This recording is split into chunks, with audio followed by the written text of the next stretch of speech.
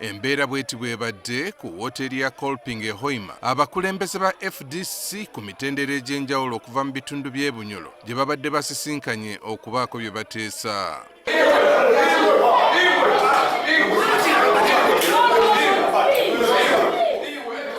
Kigambibwa nti olukiiko luno lubadde luyitiddwa akulira ekibiina Patrick Oboi ne Ssabawandisi w'ekibiina Nandala Mafabi okulayiza abakulembeze abaggya abalondebwa mu kalulu akakaggwa.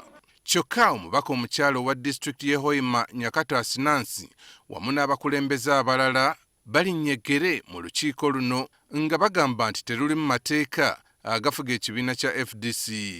Nakumi batujuoga tugarukane Bunyoro batufule tulibalizanka itu abanyoro tulibalizanka mu kitebe kya FDC tukiombekere na mbe tukikira tukikulize tukusemera ku bantu ongera kigumya hatali kichwa buchwa aba bakwene bikaro byabo manyama ya secretary general manya party president batweganyire want to impose themselves on us that they are our leaders, that they were elected, whereas in actual sense we have never conducted any elections anywhere.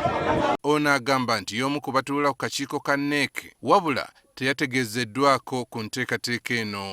Ndi umane mpihano nkora nka NEC member wase kukalo mukitebe itingi manyire tujuahira abantu abakutamuno hano nekitebe kichwa tuikaza mu abantu kwekaza kubazungereza kuruganye kala abantu bakeresa 12. Ono ne basentebe okuva mu bitundu ebirala bavumiridde engeri abakulu ku kitebe kya FDC najja nankumbi gye bakuttemu ensonga mu kibiina.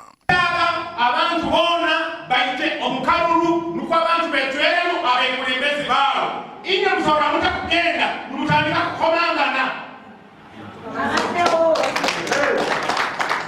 notandika nkwanibi iweija nkwayiro wa sekutare iweija nkwayiro wa trezara. Is that democracy?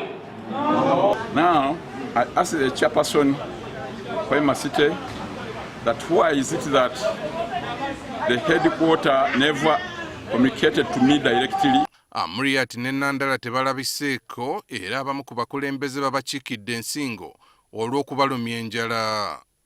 Ate abantu bange bali hano bakyabuzire kyokura nikiraha nikyo nkusaba nti abapatiriza za iguru batuyambe tukibale batonga kutwetera nkaha ani Hoima ina akavuyo kayo nkabo omunda.